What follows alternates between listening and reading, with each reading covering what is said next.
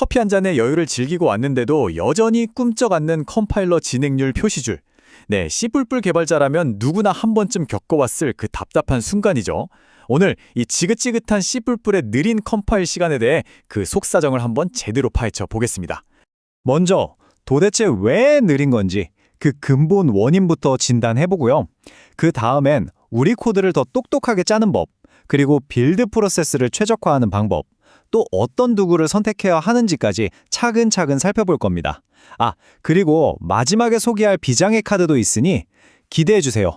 자, 그럼 첫 번째 섹션부터 시작해볼까요? 우리를 하염없이 기다리게 만드는 이 C++ 빌드. 도대체 왜 이렇게 느린 걸까요? 그 근본적인 원인부터 한번 들여다보죠. 우리 개발자라면 정말 지긋지긋하게 겪는 일이죠. 화면 위에서 아주 조금씩 거북이처럼 기어가는 저 진행률 표시줄을 멍하니 바라보는 거 말입니다. 근데 저 화면 뒤에선 대체 무슨 일이 벌어지고 있는 걸까요? 문제의 주범은 바로 헤더 파일입니다. 특히 헤더 온리 라이브러리, 이거 되게 편하잖아요. 근데 이게 사실은 빌드 시간의 주범이에요. 왜냐하면 이 헤더를 포함하는 모든 소스 파일마다 컴파일러가 글자 그대로 똑같은 코드를 읽고 분석하고 또 읽고 또 분석하고 이 지루한 작업을 계속 반복해야 하거든요. 프로젝트가 커지면 이 중복 작업이 그야말로 눈덩이처럼 불어나는 거죠.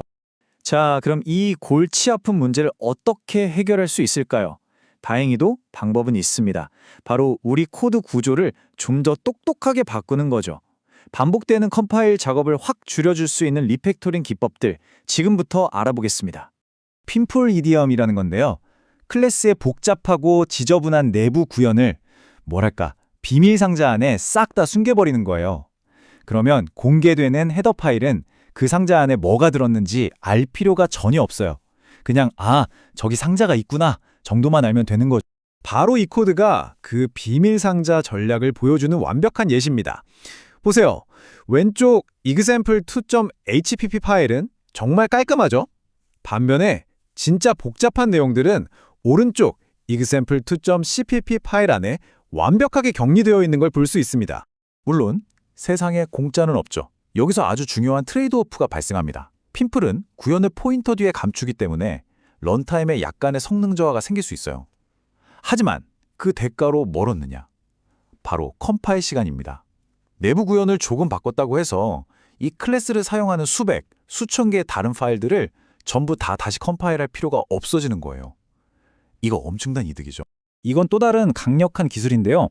우리가 자주 쓰는 템플릿, 예를 들어 벡터 인트나 벡터 더블 같은 것들을 미리 컴파일해서 공유 라이브러리에 딱 넣어두는 거예요.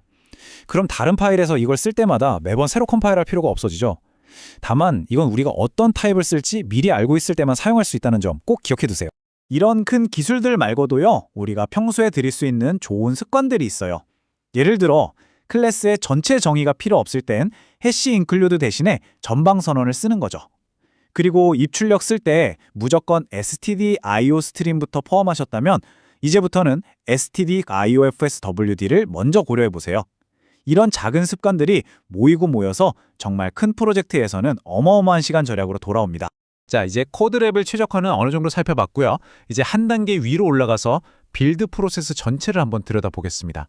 여기서도 우리가 효율을 쭉 끌어올릴 수 있는 방법들이 꽤 많거든요. 이런 것들이요, 다들 아시는 make.j 같은 병렬 컴파일은 기본이고요. 잘 안 바뀌는 헤더들은 프리 컴파일 헤더로 묶어버리는 것도 좋은 방법이죠.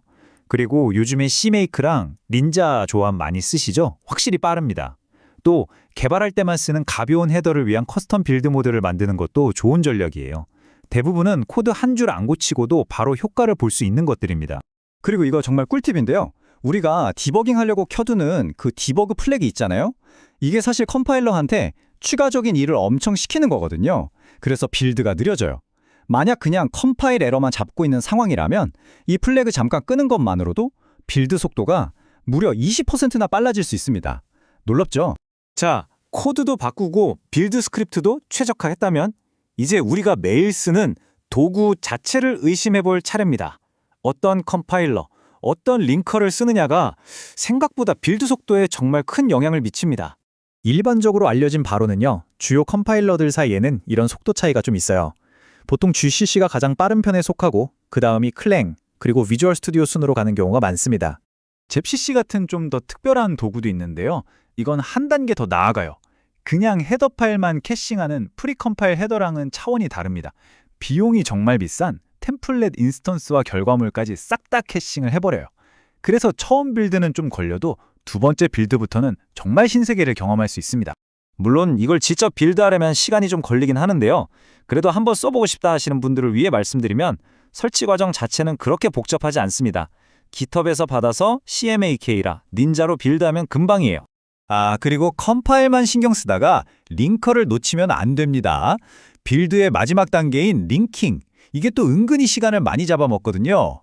특히 헤더를 많이 쓰다 보면 중복된 심볼들이 많이 생기는데 이걸 링커가 다 해결해줘야 해요. 그래서 골드나 LLD 같은 최신 고속 링커를 쓰는 게 대규모 프로젝트에선 거의 필수라고 할 수 있습니다. 자료에 따르면요. 그냥 기존 링커를 쓰다가 골드로 바꾸기만 해도 링크 시간이 거의 절반으로 줄어든다고 해요.